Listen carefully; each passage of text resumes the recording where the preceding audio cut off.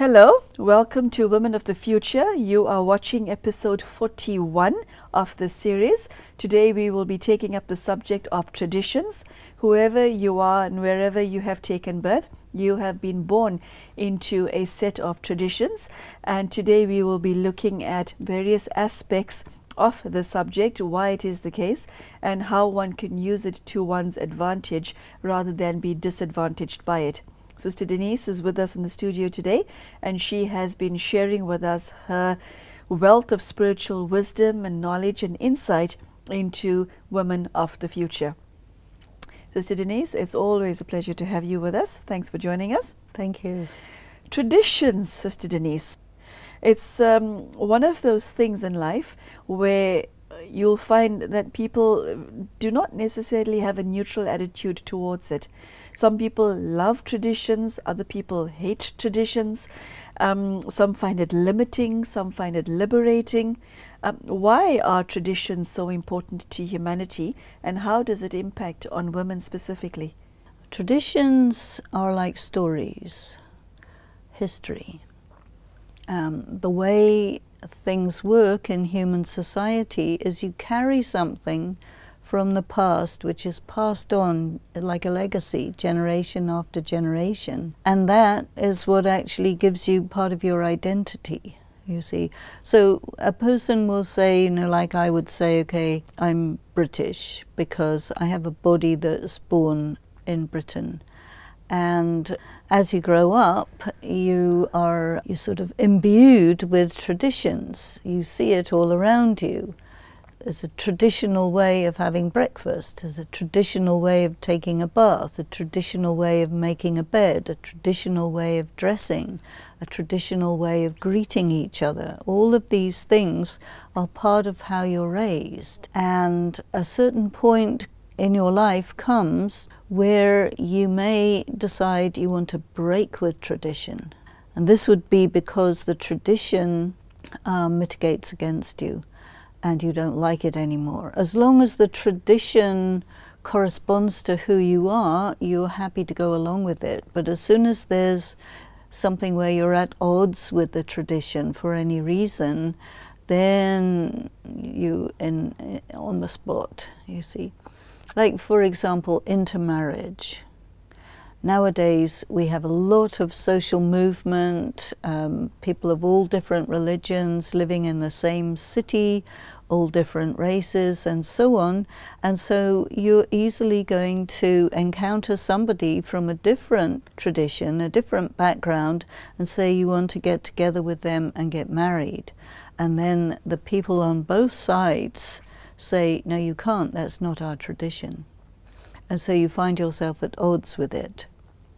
And it's a difficult thing then for your children, because the other people of the extended family will try to pull the children, and the children will kind of lose their sense of identity because it's mixed up. And so, some people will say, well, we don't want to get anybody in that situation where they don't have a clear-cut identity, so therefore the tradition even provides a tradition about what to do when somebody wants to go against the tradition, and there's even a tradition about that. Yes, yes.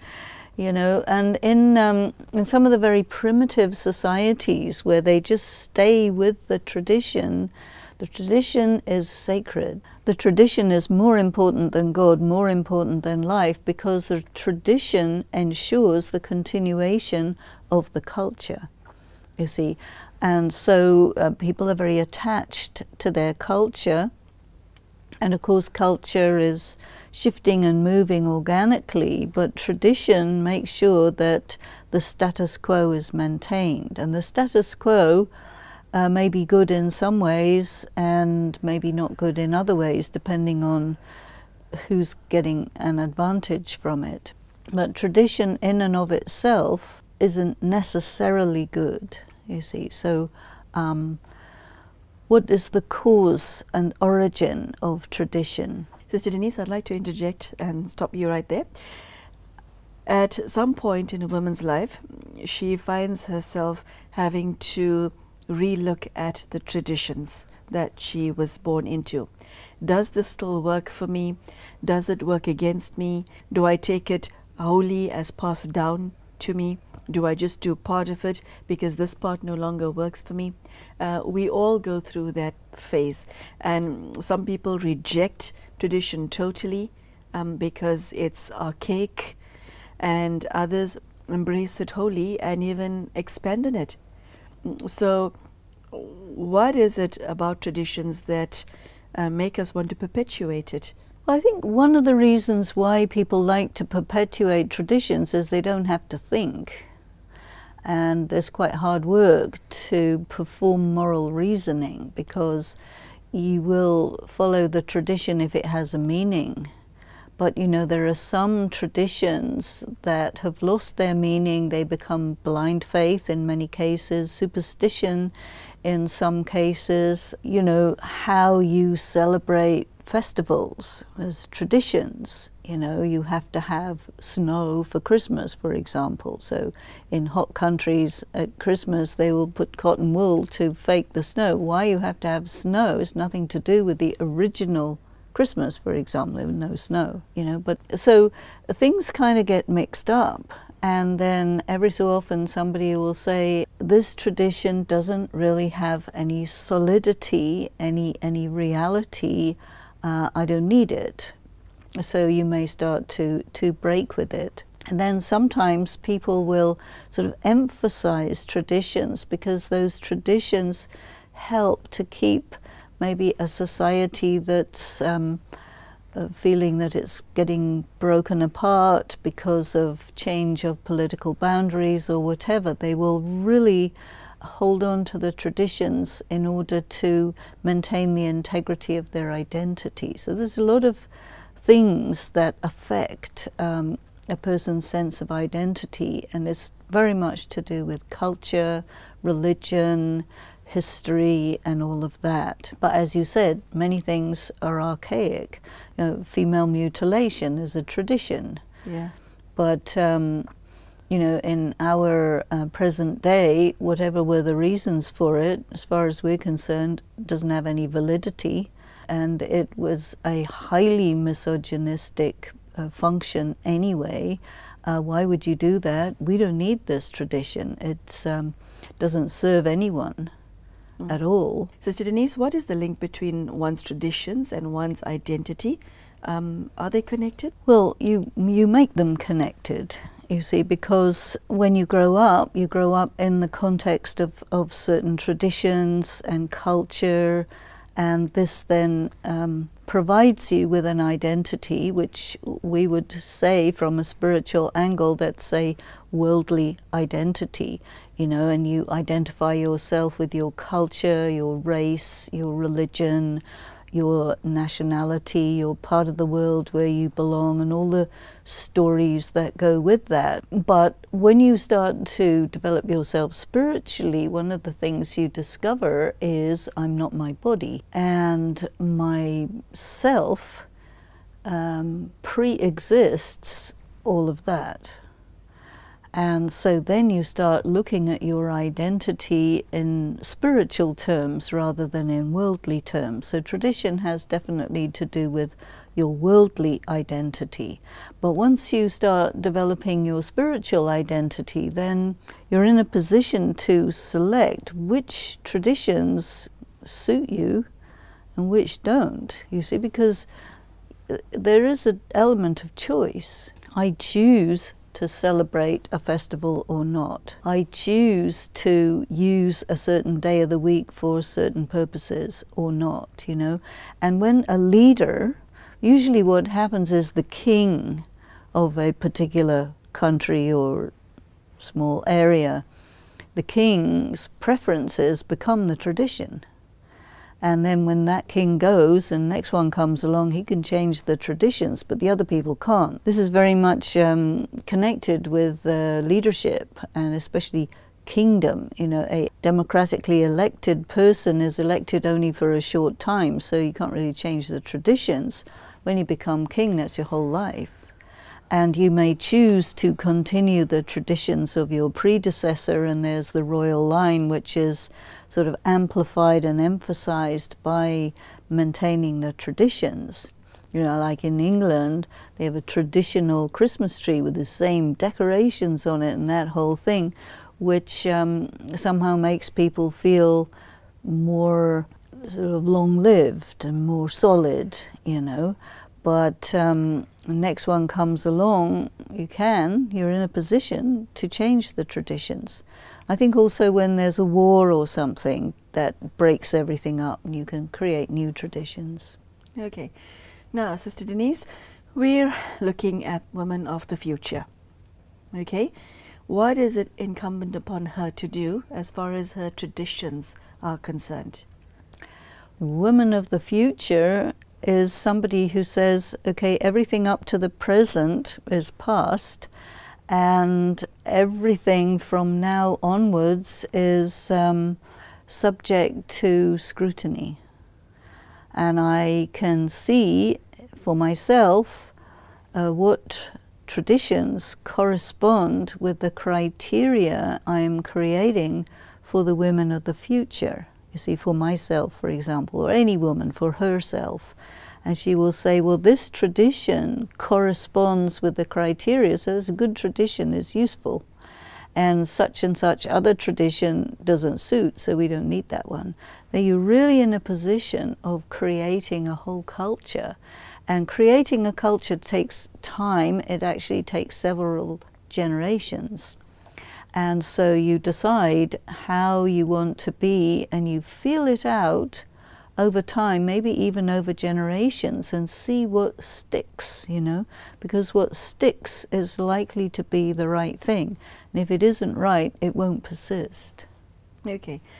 Now, Sister Denise, we have all been born into traditions, and we feel a sense of loyalty towards the traditions, because some of them come with a feel-good factor. We do things in this way, on this day, at this hour, using this and not this, with this person present, because it's familiar, it's comfortable, it's warm. And if it was done with love by the persons that taught it to you, then you perpetuate this because it creates a sense of continuity, doesn't it? But you're not on your own. If you say, okay, women for the future, women of the future, so you have all kinds of women from all kinds of places who have to come together and discuss and arrive at consensus about what traditions you want. And so there's a lot of discussion involved, a lot of trial and error involved, a lot of creativity involved. And also there is something, I think you might want to call it, cultural leadership. What is that? Cultural leadership is where you say, okay, come to my house, we're going to have a tradition.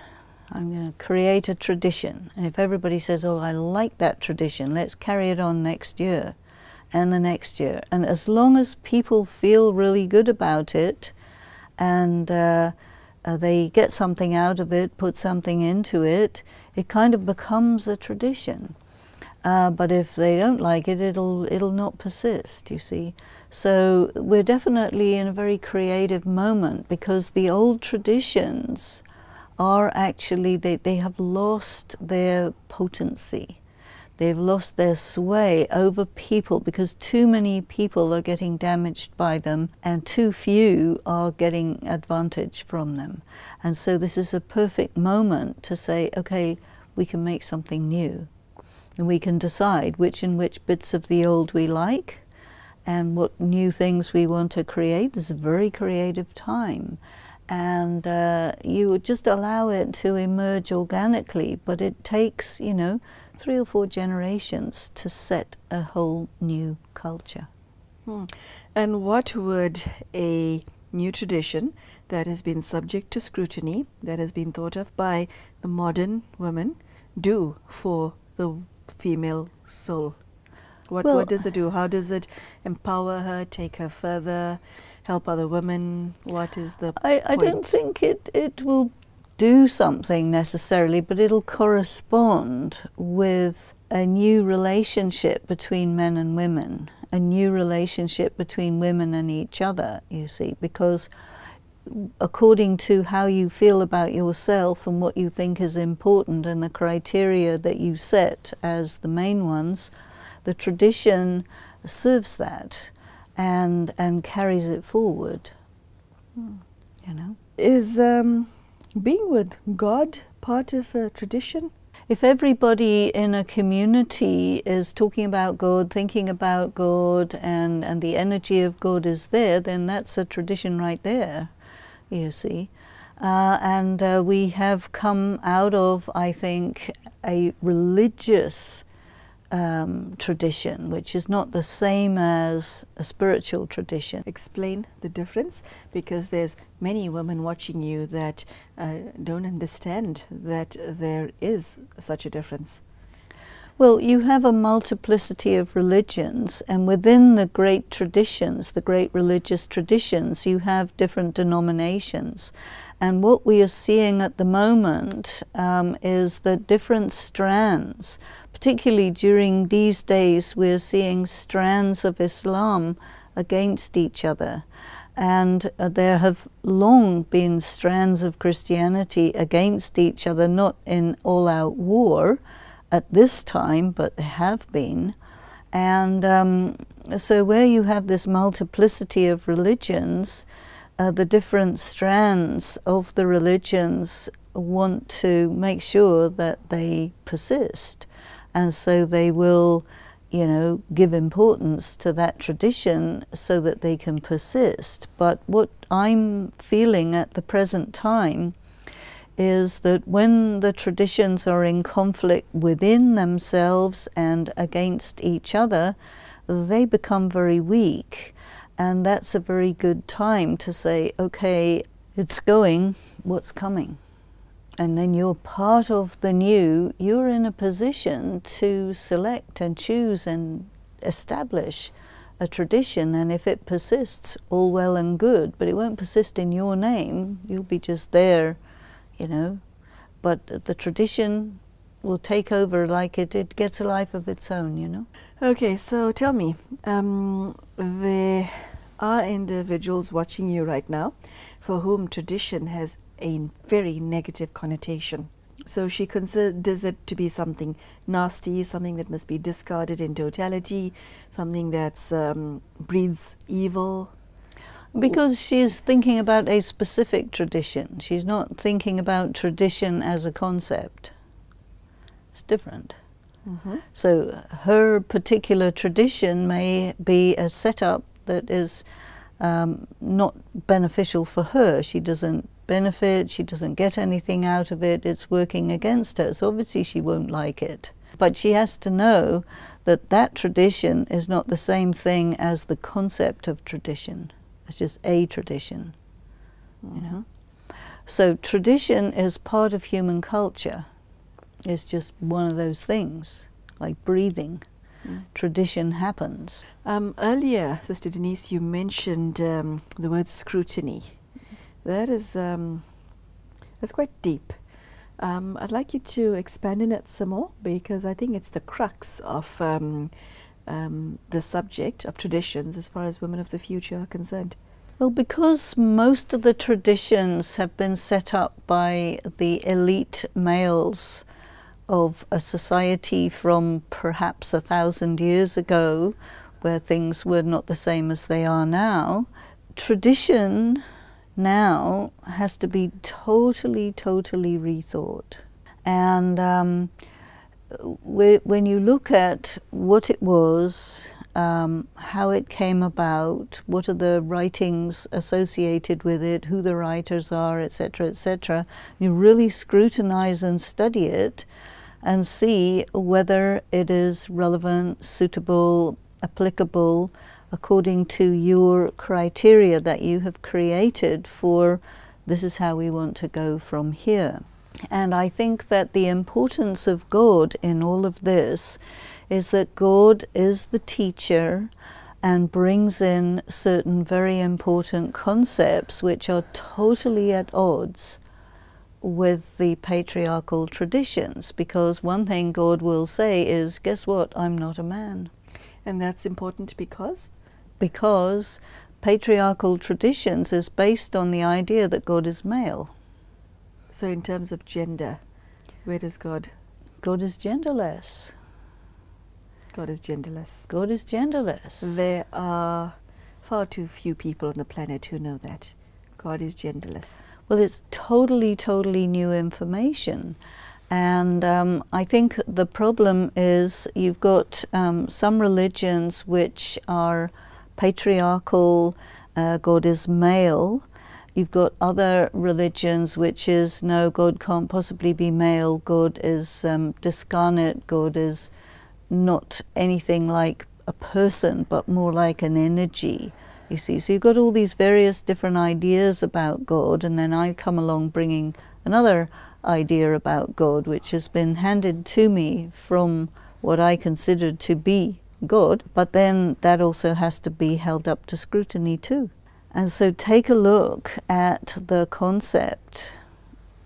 If God defines himself, it would be very complete. And there's an expression that's used, you know, which is quite interesting. You know, can you define the creator and the beginning, continuation, and end of the creation? So the creation is the history of the world. So, you know, different religions have a story of the history of the world, and how the creator and the creation work together and so on. It's not very clear in most places. The principles that God brings are things like, you are not your body. You are also genderless. I am your genderless father, you are my genderless child. Gender is a factor of your body, nothing to do with your being. These are totally new ideas, which means that culture has to be based on the close connection of souls, whether in male or female bodies, rather than this total polar opposite that we have when you think that a person is a male person or a female person, you see. And that is very different, and it impacts how culture evolves, you see. Because when you say, you know, you reincarnate, you exchange gender, so there's not that much difference. You're much more collaborative, you're much closer, you're much more working together, and you don't see the difference. You don't see a polar opposite, you see complementarity always. That's very different. And then you put that into the culture looks different, just on that point alone. There are so many other points. The immortality of the soul. Tell us a bit about that. Well, the immortality of the soul means you do not die. People are very preoccupied with dying. Yes, they are, and fear it. Yes. So if you have a culture based on the idea that everyone's immortal and you just change costumes every so often, and death is just a change of shirt. Okay. And maybe a change of mother, father, sister, brother as well, because Yeah, you go those from are- household to household. Yeah, that's a slight change. Yes. Okay. So, Sister Denise, we have come to the end of today's episode. I would like you to leave our sisters with a parting thought. Well, maybe I can pursue a little bit that idea of a culture based on the soul, who is genderless, who is colorless. You're not concerned about people's body color, who is there's continuity. You're always going to exist. That means you're going to have an eternal relationship with each other, an eternal relationship with the earth. You have to take care of the earth and really take on the idea of stewardship of the earth. Do not wreck the planet, as people have been doing. And your continuous connection, birth after birth after birth, is with the One Supreme.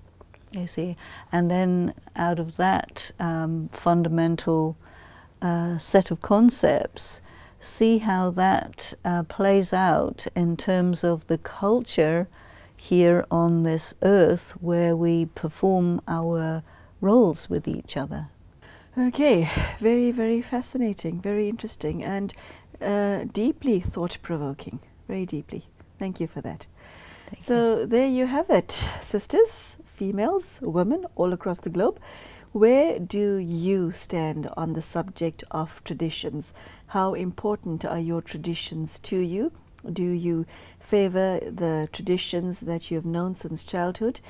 Do you feel like developing some new ones? These are the many questions that Sister Denise has asked today, and it is perhaps time that you sit with yourself and ask yourself these questions in the privacy of your own home.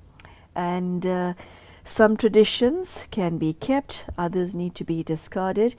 You need to do what works best for you. An interesting subject, and I do wish you well on your spiritual journey. Thank you so much for joining us today, and I hope to see you again for the next episode of Women of the Future. Thank you and goodbye.